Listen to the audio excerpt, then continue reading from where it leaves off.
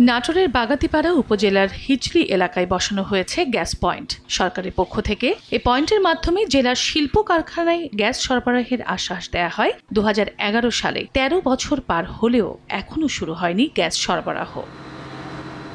Gas সরবরাহের আশ্বাসে ওই সময় অনেক উদ্যোক্তা শিল্প প্রতিষ্ঠান নির্মাণ করেন, তবে পাইপলাইনের মাধ্যমে প্রাকৃতিক জ্বালানি ব্যবহার করতে না পেরে বেড়েছে তাদের উৎপাদন খরচ। জেলার কর্মসংস্থান বাড়াতে বর্তমান সরকারের কাছে গ্যাস সরবরাহের দাবি এলাকাবাসীর। এই গ্যাসের কারণে অনেক কলকারখানা এখনো চালু হতে পারছে না এবং নতুন উদ্যোক্তারাও এখানে আসতে পারছে না। পরবর্তী যারা সরকার আসবে তাদের কাছেও আমরা দাবি করি যে অবশ্যই যেন নাটোরে গ্যাসের সংযোগ দেওয়া হয়। ব্যবসায়ীরা বলছেন, শুধুমাত্র পাইপলাইনের গ্যাস না পাওয়ায় পূর্ণ উৎপাদন খরচের বিশাল তারতম্য হচ্ছে পার্শ্ববর্তী জেলা বগুড়া, পাবনা ও রাজশাহীর কারখানাগুলোর সঙ্গে। এমনকি বিকল্প জ্বালানি ব্যবহার করে উৎপাদন করতে খরচ বাড়ছে 40 থেকে 50 ভাগ। এ কারণে কারখানা সম্প্রসারণ করাও সম্ভব হচ্ছে না।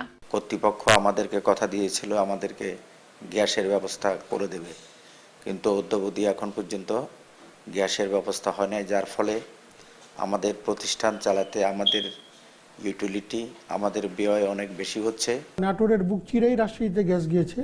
যদি নাটোরে গ্যাসটাকে অ্যাভেলেবেল করা হয় তাহলে ওখানে শিল্পায়ন বৃদ্ধি পাবে, এতে করে কৃষক, দেশের অর্থনীতি এবং নাটোরের জনগণ সবাই উপকৃত হবে। একই সংকটে বেহাল দশা জেলার বিসিক শিল্পনগরীরও। এরই মধ্যে বন্ধ হয়ে গেছে অনেক কারখানা। তবে সম্প্রতি নাটোরে এসে সংকট সমাধানের আশ্বাস শিল্প উপদেষ্টার। 3টা প্রতিষ্ঠান আমার শুধুমাত্র গ্যাস নেই কারণেই বন্ধ হয়ে গেছে। 3টা অ্যালুমিনিয়াম ফ্যাক্টরি ছিল। পার্শ্ববর্তী যে জেলা আছে আমাদের বগুড়া, পাবনা, তাদের সাথে এই উৎপাদন কষ্টের প্রতিযোগিতায় তারা টিকতে পারেননি। ভোলাতে গ্যাস পাওয়া গেছে, আমরা ওই গ্যাস দিয়ে কিছু চেষ্টা করছি।